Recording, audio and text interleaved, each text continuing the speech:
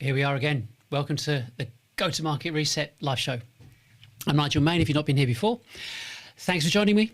What we're going to be talking about today is going straight in there about visibility. One of the problems that we see and understand. If you see me looking over there, it's because that's where my kind of monitor screen is. So I just know that I know what I've got on the screen and what I'm actually doing. So visibility is, and it falls into two kind of categories. I think maybe I should just preface this with who we are, what we do. We're a go-to-market reset software-related company.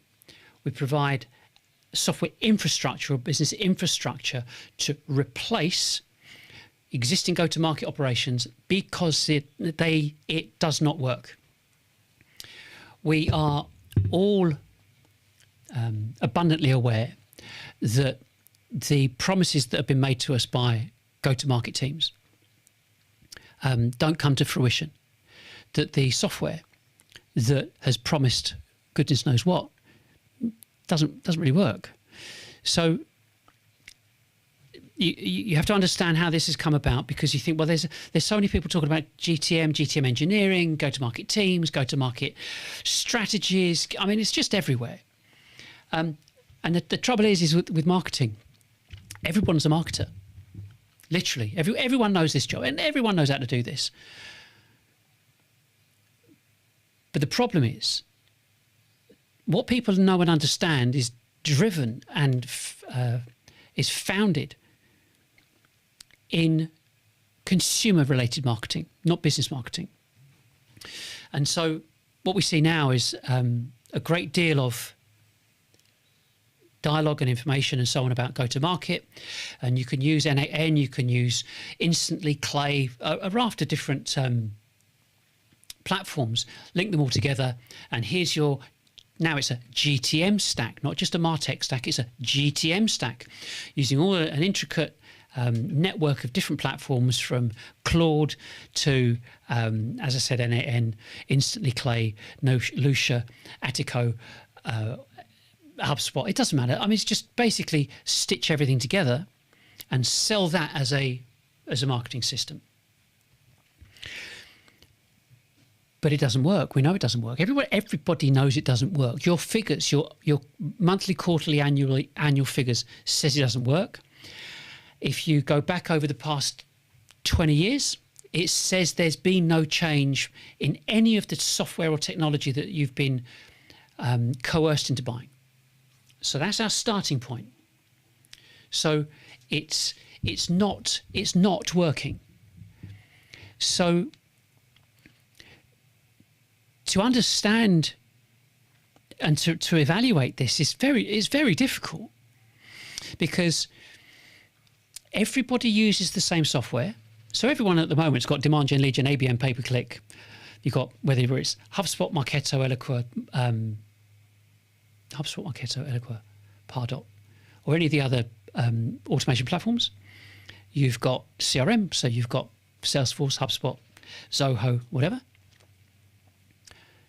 And everybody expects to be able to achieve some kind of USP. So that doesn't happen. We know it doesn't happen. So if everybody's got the same software, everybody's doing the same thing, and I've said this before, if you put every single marketing team in a circle, and there are 250,000 businesses that have 10 employees or more in the UK. So put them all around like a clock face, all round, and move them one place. Just move them, just shift them that way. Doesn't matter how big, how small, just shift them that way, or whichever way you can see that. Just move them one space round, and they would continue doing what they're doing, because everybody works the same way. Everybody's got the same strategy, tactics, and ops when it comes to doing their marketing. So do what you've always done, get what you've always got, and there is no USP. You have no USP over the next business. And, well, that's just how it is. And so when businesses say, well, we're not doing the figures. We're not, you have your sales kickoffs and you go, well, next year we're going to do much better, aren't we, guys? Rah, rah, rah. So you go, okay, well, if next year's going to be different, what are you going to do differently? What's going to happen? And this is where it kind of starts to fall apart, because nobody does anything differently. Same old, same old. Demand gen, lead gen, ABM, pay-per-click.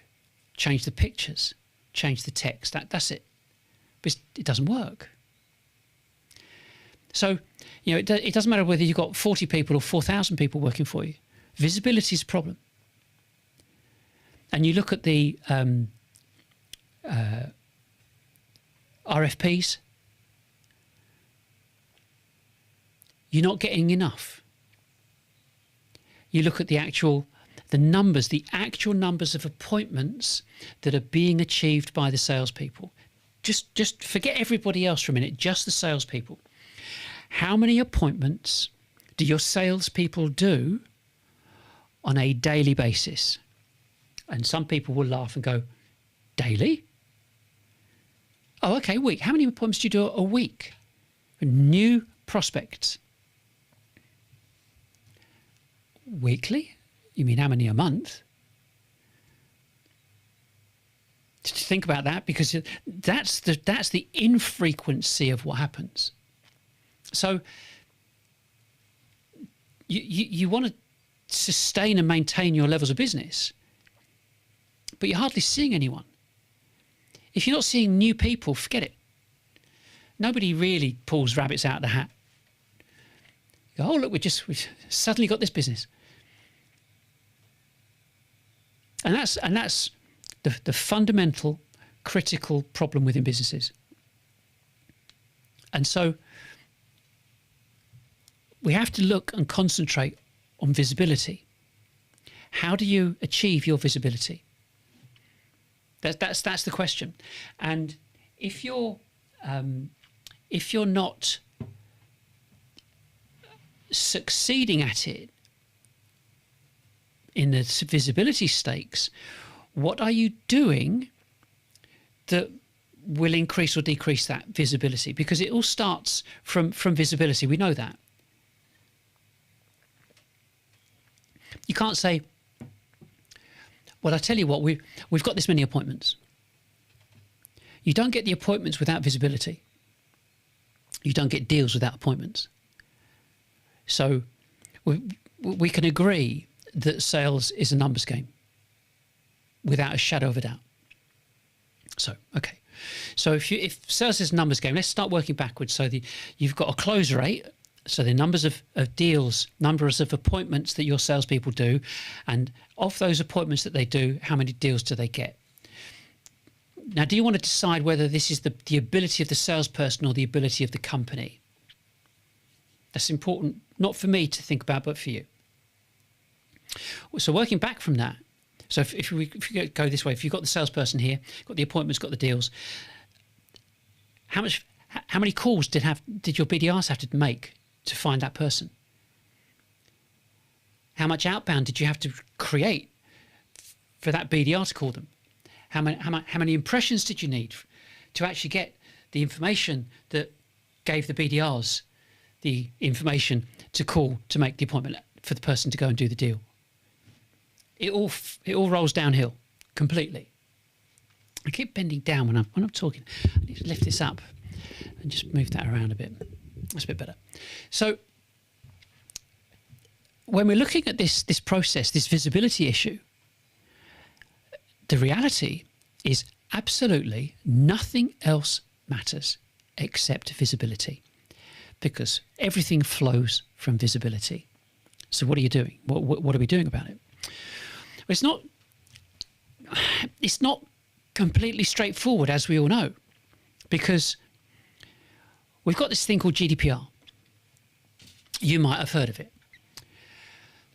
And people don't really want to have to think too much about it when it comes to B2B, because you can still send information to people and say, well, I think this is business relevant, therefore I'm sending it to you. Be a bit of a shocker if that were to change. But GDPR, in terms of you and I, individuals, we choose not to be found as you know, in our consumer lives. We don't want big tech, MarTech, selling our data like they did with Cambridge Analytica. So we want our privacy. But then so do businesses. And so if you can see how this is, I suppose, fed, how it flows. So if in our private life we want anonymity, and that relates to GDPR and protection of data, the same would be said, therefore, for our business life. We want to remain anonymous, which is how we buy. I'm a director, you're a director. You don't put your personal email, your business email address out there for all and sundry. So if you want to buy something, you'll go and buy it. You'll remain anonymous, thank you very much, and you'll go and buy it. We will go and buy it. Nobody else's business but ours. So the phraseology that I've used again and again is we want to self-serve, self-educate, remain anonymous, calculate the ROI, and then decide on who and when we want to speak to a salesperson about it. In that order. So that being the case, if you look at this buying process, this is where it starts to fall apart, basically. Marketing seem to think you've got some problem, and what we're going to do in marketing is we're going to say that we can solve the problem. Now, the CEO, the buyer, isn't thinking that. They're going, of course we've got a bloody problem. We know we've got a problem. We know that you can probably take care of it. Probably. But here's a list of 30 companies that can do the same as you. We are running a company. We're not stupid. We understand the problems. We are looking for a solution. Don't tell us about our problem. We already know we've got a problem. That's why we're looking for a solution. So what's the buyer doing? The buyer is looking for somebody, a company, that can articulate the problem and explain, illustrate and articulate how they solve it. Not that they solve it, how they solve it.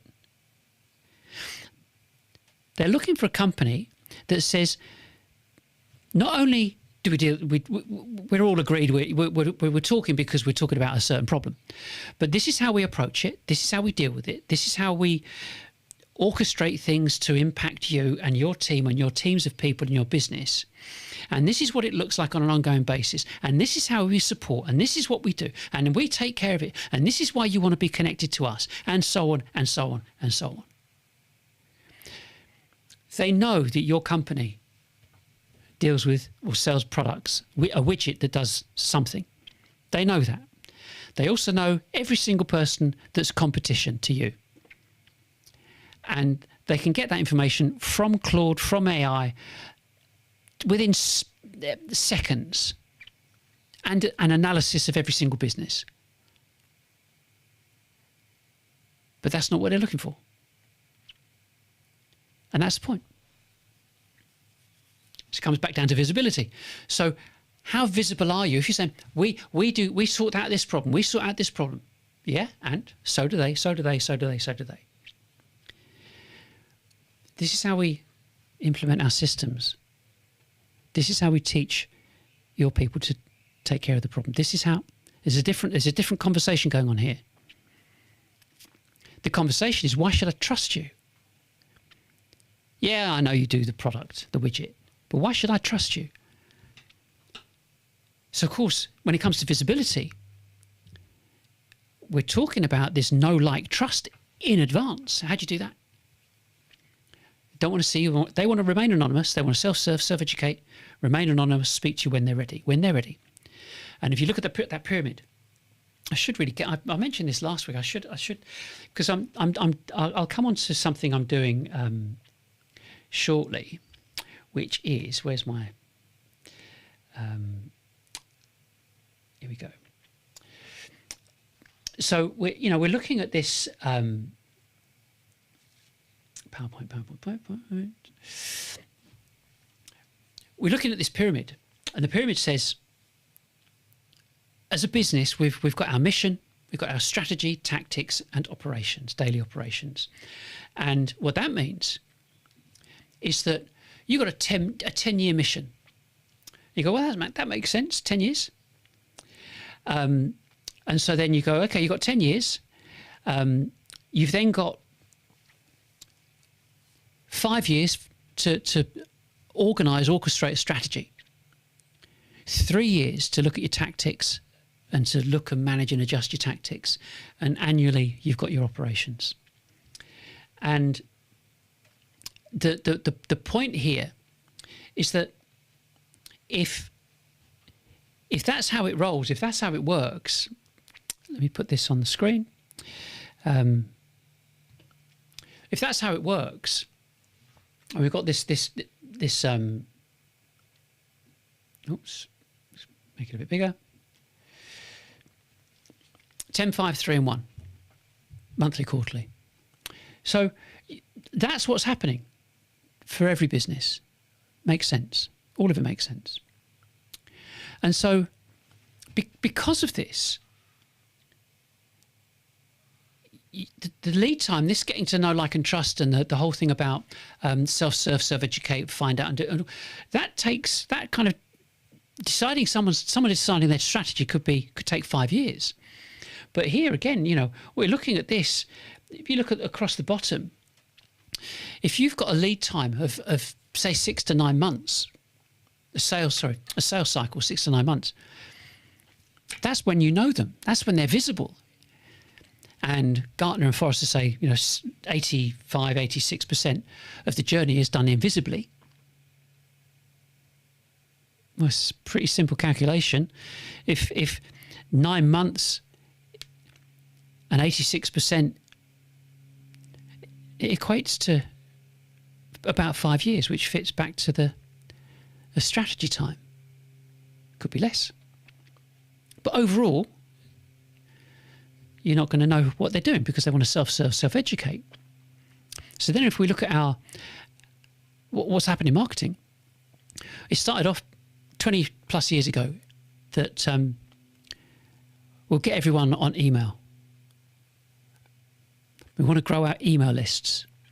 The likes of Yahoo and Ask Jeeves and the other, the older, I say older, but the search engines that were high, were quite visible then. Their valuation was based upon their lifetime value of the customer, and they established the lifetime value of the customer based upon the email connectivity they had. The bigger the email list, the more value was placed on the company. So thousands, millions of emails, the lifetime value of the customer would be X because that's how much they would be able to sell to them in the future. So therein lay the hiked up valuations. That was then. So how'd you get their email address? Offer them something. Give them something cheap, like a PDF. Offer it for free in exchange for their email address. Happy days. And the point was that if you've got PDFs that you're going to promote, what's the best way to do it? We kind of build out some kind of automation if we can. So we're talking now 2006-07. It's called marketing automation. Except it wasn't just one thing for another. In exchange for that, I'll give you this. It started off with pay-per-click. Click on it, click on the advert, went to a landing page, blah, blah, blah. Download this PDF, give us your details. Because you were already interested, you already kind of invested in it slightly. Then that expanded more into B2B, became marketing automation. Now what happened, they went to your website, you had a marketing automation form, fill out the form, salesperson, telesalesperson phones you up. It's 20 years ago. We've moved on. Everybody hates cold calls, especially in business. Waste of time, effort and money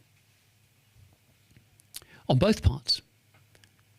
So you've now got this methodology that's been established and grounded in B2B selling, that it's got to be demand gen, lead gen, ABM, pay-per-click. And also when the demand gen stuff stopped working with this, just doing the forms, it's like, it doesn't work. Are you doing ABM? And that was 2006, 7, 8, give or take, which is when demand gen started coming out, the likes of Marketo and so on. By 2016, that's when ABM came out, give or take. And the response was, that's not working because you're not speaking to and engaging with your stakeholders. So now you need to expand what you're doing and communicate to 16 people now who are the stakeholders that are influencing the purchasing decisions. Oh, 10 years later, 2026, what's happening now? In fact, it was some years ago, like 22, give or take. But we're 10 years later, yeah? What now? We're still not doing any business. Well, here's the thing. We're not quite sure what people are doing. Well, what do you mean? Well, it's called the dark social because we're not on their Slack messages. We're not finding out what they're talking about between themselves and so on. You go, whoa, wait a second. We don't know what they're talking about between themselves. Are you telling me they never spoke to each other before? No. I'm just saying now everyone's on Slack or this or that or some kind of messaging platform internally. But they spoke internally before. Well, yeah. So you're telling me that the whole marketing automation thing, that wasn't destined to work, and therefore nor was ABM destined to work because they were talking about it internally? Well, yeah, if you want to put it that way, yeah. So what you're telling us is that for the past 20 years, marketing automation, infrastructure, MarTech, big tech, MarTech has not actually worked at all because now you're saying it's dark social. Oh, people talk to each other. Yeah.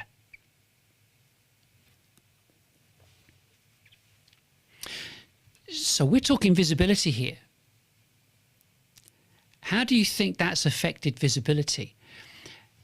You as a business owner, you want visibility. No visibility, no business. And you've been told by this other group of people in marketing going, visibility is done this way. This is how you do it. This is how you do it. This is how you do it. And now we're at a point where they're saying, actually, we're not involved in the conversation at all. And the response is, okay, so how do we get involved in the conversation? How do we get visible? We use BDRs. We phone them up. We get them on Sales Navigator, on LinkedIn. Scrape and spam and do this. Oh, it's not a problem. We're gonna do it this way. Be fine. Okay. So how's this all going to work then? Well, you use N8N, Clay, Instantly, Attico, Lucia, integrate all of that with HubSpot and so on, and use N8N to join and everything together. And we keep the stack. We just add to it because if you don't add to the stack, we're going to fall behind. And that's what you need now. So you go, okay, so we trusted you on pay-per-click back in the early 2000s. We trusted you for marketing automation. Trusted you for ABM, listened to your dark social, and now we're trusting you on GTM stack, GTM engineering. Right. Got any guarantees? Oh no, can't do that. So you're telling us that to get in front of people, we've now got to do what? Sorry. Well, some people call it scrape and spam, but it's not really. We're just looking to find the ICP, the ideal customer profile that we can latch onto, and then stalk them and find out what they're doing and what they're listening to and what messaging they're putting out. And if they put a message out and say, we're going to do this, or we're looking for that, or we're going to recruit, or whatever, they've got some money, they're actually doing some business. So we that's how we get in. All right, okay. Anything else? Well, no, not really. But what we also do is we'll continue to use Candy, Lead Forensics, and all the other people, so we can find out who's actually going on our website. And then, because we're using platforms like Cognism, who use Bombara as well, I think it's Bombara. Anyway, what we can do is then we can also find these people when they buy something for their kids or their family. What do you mean? Well, we've got all the consumer data. So someone buys something from Amazon or from something online from their office, and they pay for it. We've got that detail. We know the name. We know what they bought, what they're buying because of remarketing platforms, and we know the IP address. We trace the IP address back to the company, and so now we know the company, so we can phone them up and track them on LinkedIn now, and we've joined all the dots, we've identified them, we've exposed them, we've revealed them. That's the plan. That's the future. You can gather I'm not impressed. For two reasons.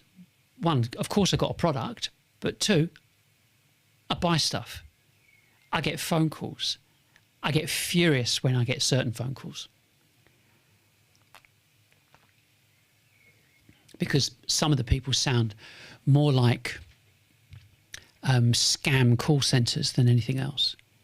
But they're talking to me about my business. So I'm kind of not impressed. So that's a big problem. So we're kind of getting back to visibility again. So what we're doing is, here we are as a 20, 30, 50, 500 person company being encouraged by marketing to scrape and spam. Oh, but we're using AI. You go, big deal. Tokens are tokens, however much it costs. So what? You still haven't got over that issue to do with getting a business getting to know, like, and trust you. Because if they're not on that journey to want to get to know, like, and trust you, you're not selling anything. You're not going to sell anything. Because, I spoke to someone a couple of weeks ago who said that, when we see the deals that are going out there, we might get 1 in 10. The other 9 don't even know us. It's a big company, big company. You don't even know, you've not even heard of us. So if you've got companies with thousands of employees across the world, and there are situations today, they go, they've never heard of us. How many people have heard of your company? Do you know? It's a two-way thing here. One is your total addressable market. Do you know it? Can you identify it? And if you can, well, that's great. That's really good, because that's the starting point. So the visibility bit starts to become a bit easier. If you look at the numbers of businesses in the UK, there are between 10 and 50, 212,000 businesses. Between 50 and 250, there are I never get this right, 36, 38,000. I think it's 36,000. And between 50 and above, 250 and above, there's 8,000. Nicely rounded to 250,000 businesses from 10 employees and above. So, say, for example, you've got a total addressable market that you can identify. Let's round it off, 10,000 businesses. Easy. So you've got 10,000 businesses. I know I've got another slide here which I can show. I'm sure I have. And if I haven't, I'll be upset. No.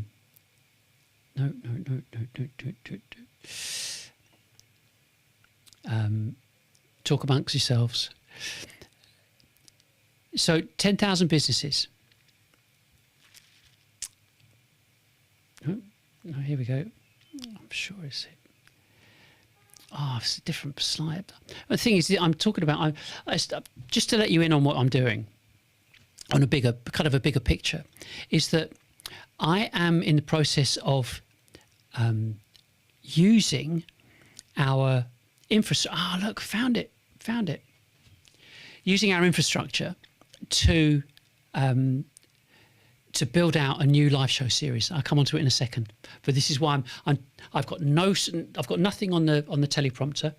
I've got my laptop, and I've been massively busy because this is a really important aspect of being able to enable and empower businesses to do exactly what they need to do, and part and parcel of it is delivering effective live shows. So let me show you this particular slide here. So there's your technology curve.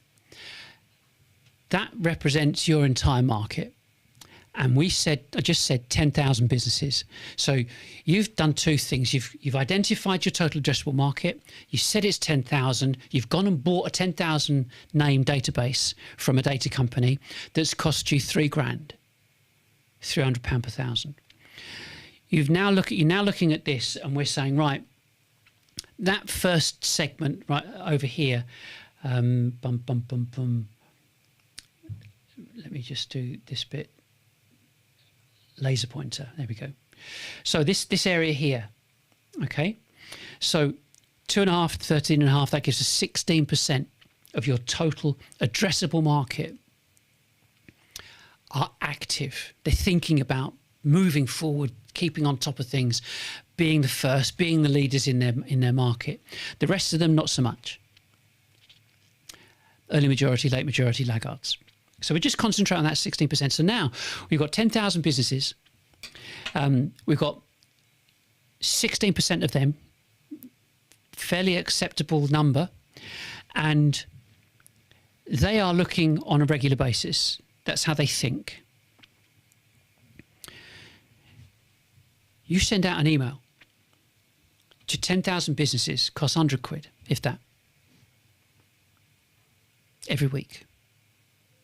You also do banner adverts, and the way that works is that you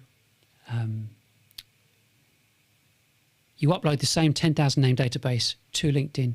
LinkedIn send banner adverts to the exact number of people that you've got identified through those emails. Two-pronged attack. Some stuff will go to spam, the banners won't. Either way, you're going to get the coverage. There is no other way except putting banners somewhere else, like another website and that type of advertising, if that's what you wanted to do. But you could.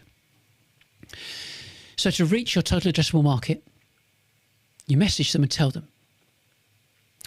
And part of emails going out to your total addressable market, and you've got banners appearing on the news feeds of those people in your total addressable market. You've now just achieved total coverage. You have to think about that. And the reason I say you've got to think about it is because most marketing companies are focusing on AI-based scrape and spam. It doesn't work because of the messaging that's required is to say, we know you've got a problem. You wouldn't be looking at us if you didn't have a problem. So we've identified, we now are on the same page that we know, you know that we provide solutions for the problem, and you know that you've got the problem. Let me show you why we're such a great company. This is how we start. This is what we do. This is how we organise it. This is what we want you to do. This is how we teach. This is how we impart educational information so that you know that you're able to make that decision and you're going to feel comfortable making that decision with us. We are going to give you everything to help you get to know, like, and trust us, because we want your business, and the only way we can prove that we want your business is by demonstrating it to you this way around. So you're with me, yeah? So how does any company do that? It's going to be difficult. to come out of that live show. It's going to be difficult. And so the only way you can even attempt to do that is looking at your existing infrastructure. We've moved away from this sales and marketing divide, this tension between sales and marketing. No, there is no tension. It's marketing telling everybody that salespeople can't sell. Yet your salespeople are the people that get the ink on the page, on the paper. They get the signed deal. But the thing is, you've got this constant marketing salespeople saying the leads are no good.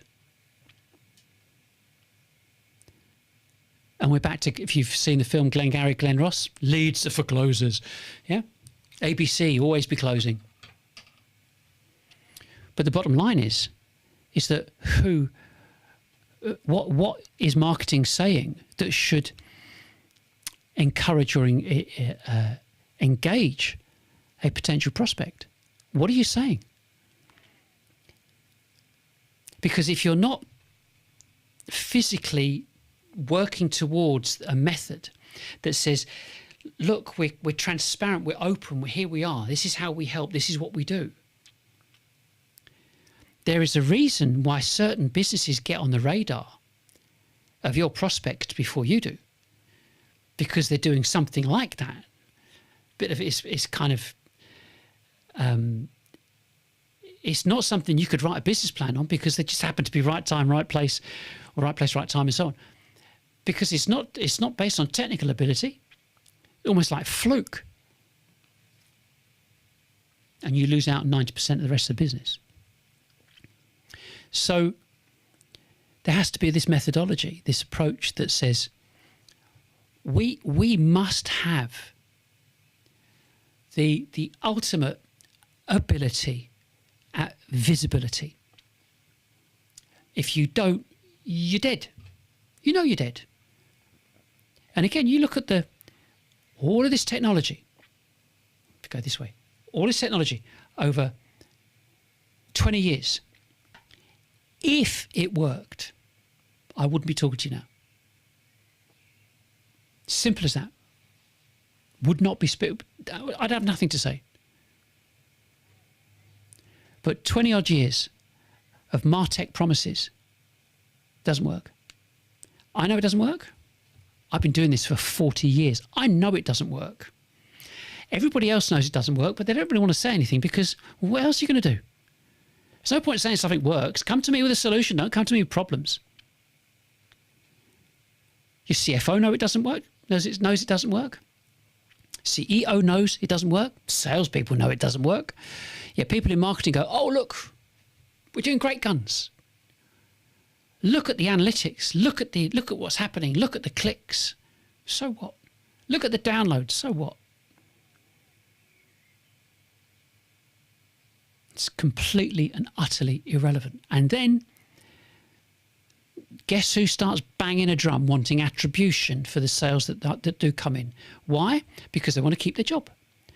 You would if you're in marketing. Marketing have done a crap job. I mean, that's just how it is. They've not read the writing on the wall, which says self-serve, self-educate, remain anonymous, calculate the ROI before speaking to someone. If everyone's pumping out that information and knows that information, knows the statistics, every salesperson knows the statistics from the likes of Gartner and Forrester, it's used all the time. So if everybody knows about it, why has no one done anything about it? Because it's a deal breaker. This enormous group of people that are over here in marketing, all with their own little jobs doing this, that and the other. Start talking about the actual problem and how to solve the problem. They're all out of a job. And the marketing people watching this are going, Nigel, stop, be quiet, don't, stop.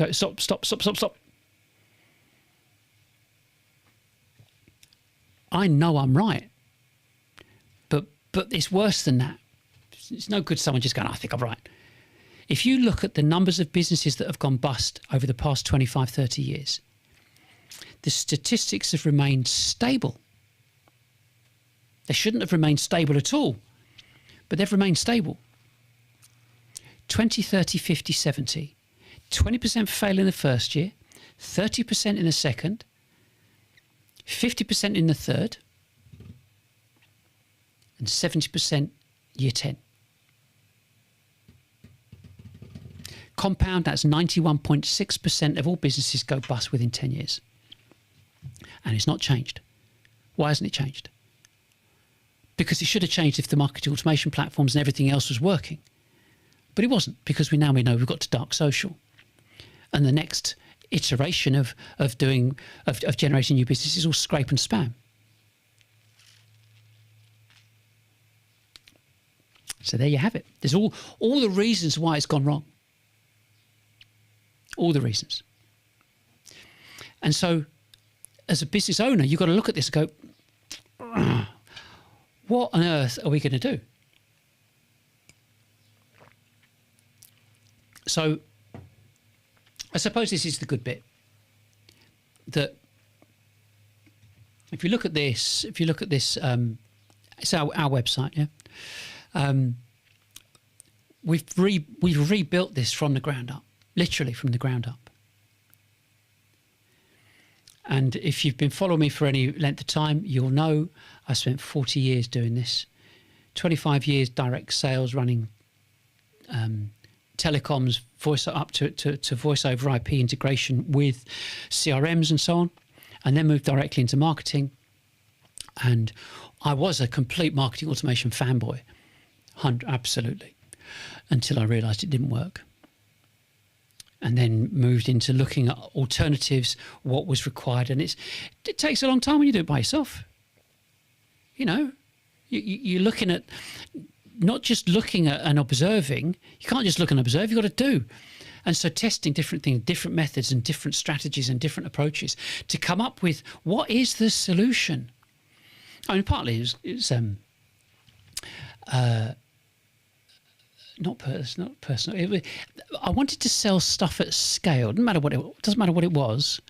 I didn't care what it was. I just wanted to sell at scale. And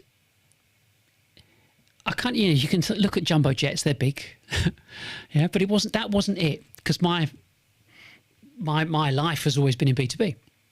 So how do I sell B2B stuff? Doesn't matter what it is, at scale. How can I make it happen again and again and again? And that's what drove me to keep pushing forward to try this and try that. And it started off with thinking it was cinematic quality video that you would do, and then lockdown, and then we moved on to this type of stuff, streaming. And that's one part of the solution. It's not the solution, it's just part of it, because it's this infrastructure. So if you look at what we've got here on the screen, at the top is the infrastructure. And you click on that, changes at the bottom. Then we've got the way that you reach out. We talked about this as a website, open access website, take the forms off it. Social posts, emails, banners. And that section in itself, very clever. Come on to it. And then we've got the live show, Connect, which is an appointment making infrastructure, which I talked about. Or did I? It's one of those things. You know, one talks about these things a lot. What we have, we reach out to businesses, do the live show, which is the call to action. At the call to action, you say, if you go to our website, click on the discovery button at the top right, and that will take you to a series of a multi-page form. Complete the form. That's our discovery, because we would do that in a face-to-face, but it saves time because you can get somebody else to do it rather than you have to do it yourself. Complete the form, book a time to meet us. Once that's done, our system generates the quote, generates the slide deck, generates the cost comparison, does the research on the company and the individual, and presents that to the salesperson. Just like that. Literally just like that. It is great. So when it comes back to how many appointments do your salespeople do a day, changes that fabric, because if you work that back and you look at how many people are you getting exposure to, you say, well, we've increased it this month. We're up to 30,000, to 40,000, to 50,000. And of that, we're getting this many people watch us. Of the people that are watching our live show, we're getting this many people that are booking appointments. And of the people that book appointments, we get this many that we actually do quotes for and finalise the quote. And there's our pipeline. And on the subject of pipeline, if I go to, I have to put my glasses on for this. If I go to the OS and then click on here,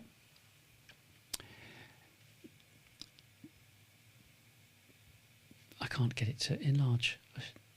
Doesn't matter. That page there, the revenue engine, there's your dashboard. You've got impressions to value.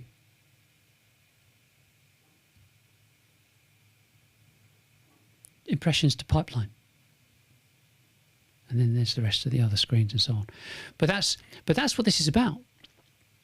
It's not about anything other than how do us in this market, this business, how do we get to a point where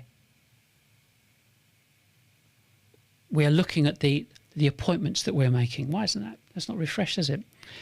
I wonder why it didn't do that. See if it comes up again.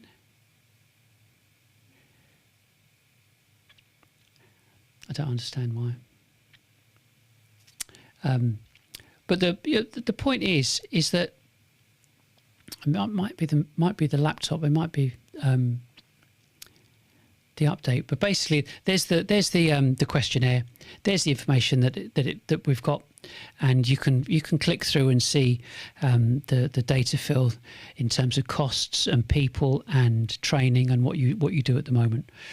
But the whole point of this is that it's all online. Everything's online. And I wanted to show you that next bit, but it's not coming up for some reason. It's called doing it live, isn't it? Maybe if I go back to the home page, I'll try that. So the whole point is that we've created this infrastructure that gives you the most greatest, highest level of exposure you could ever hope for, because it's targeted at your total addressable market, not anyone else. It excludes the stuff that you're not interested in, and because you're doing a social posting, anybody else that might be interested, they'll pick up on that. The call to action does things like teach them, download this, have a look at that. We've put some information out. We've got 1,000. We've got it's over 2,000 now of downloads, because we're looking at educating our market. So when you take a step back and you're not on the front foot trying to make that appointment, saying, "Oh, we need to see you. Let's book a time in the diary." No, people don't want to do that. What we want to do when we're in buying mode is learn and find out and say, "Can you support? Can you do this?" And that's why if you look at on the OS information we've got here.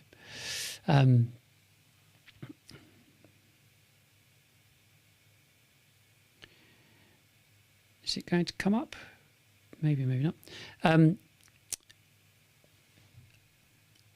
The whole point is how does it work? How is this going to work? How is it going to work for people? We have a first phase, and the first phase, maybe there's maybe that's slightly better. We've got a training course. Well, of course we have. But I say, of course we have. We have a training course. So the training course is there to help businesses look at and re-evaluate, redefine, and retrain when it comes to marketing or go-to-market. And we recommend the CEO and the VP of sales does this first. You might want to get your CMO involved if you think it's relevant. But the focus of this whole methodology and infrastructure is the appointment. I don't care about anything else. Not interested.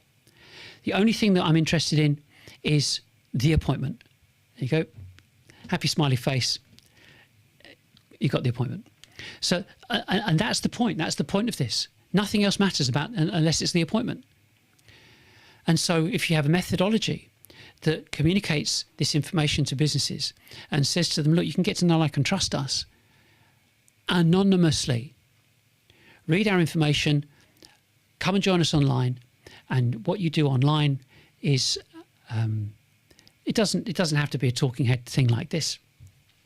I'm just kind of used to doing that. But the other point is that we have this this structure that says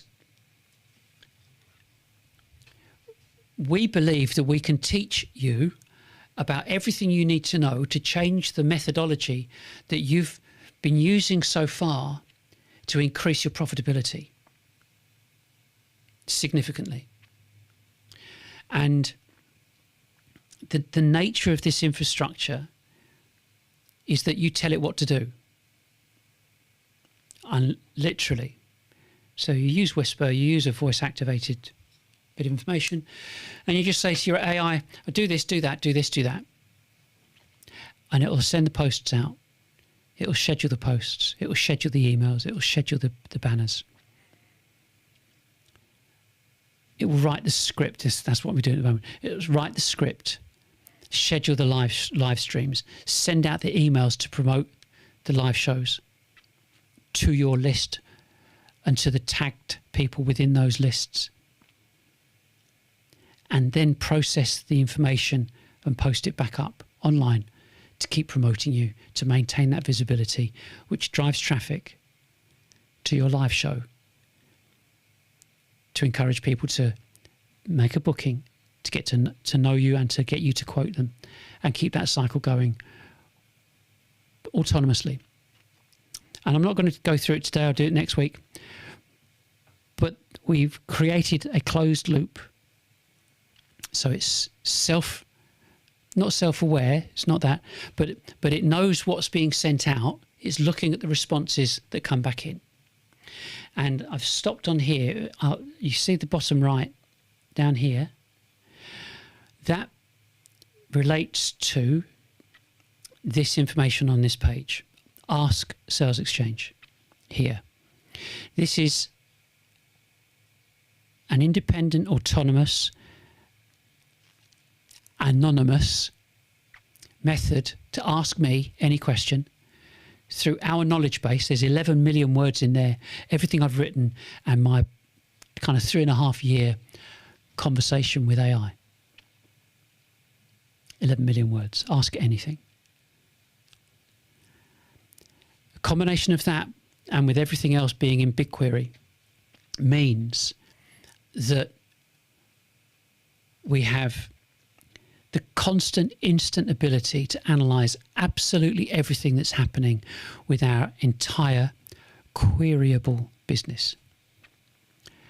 And on that note, I'm going to leave that for next week and share some information that A16Z, sorry, Y Combinator and other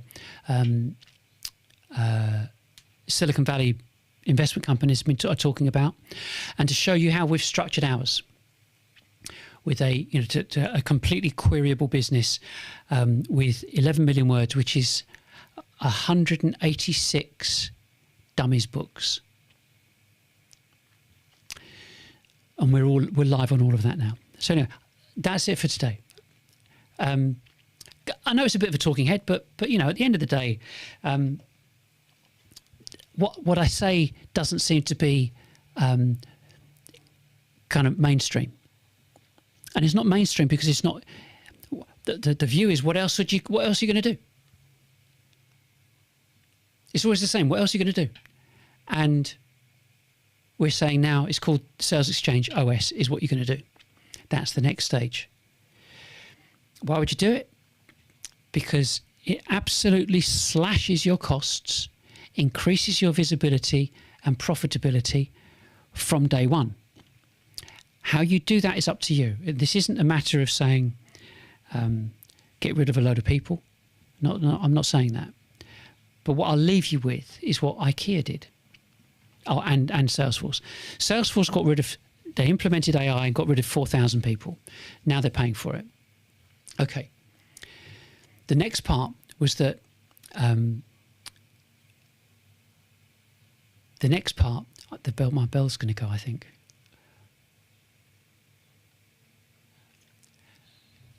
And the next part basically is that IKEA actually did the same. They implemented AI, and it could have got rid of 8,500 people, but instead they retrained them because they knew what AI was doing, knew the queries that AI was receiving, and retrained them and increased their turnover by 1.4 billion. So we're talking about efficiency here. So I'll leave that with you. Join me again next week. I'm going to talk about what we call a RAG system and how that impacts, and how we have everything centralized, all the data centralized, that impacts reporting, instant reporting. You know, as a CEO, you say, I want to know X. And someone says, okay, well, I'll try and get a report done for that, and we'll get that put into Data Studio or something like that, into Looker. Now everything is instant, literally instant, and that's what we'll talk about next week. Have a great week from now till next week, and I'll see you then. Bye for now. If this changed how you think about GTM, you're just getting started. Explore the full Revenue Reset series and join us live next week.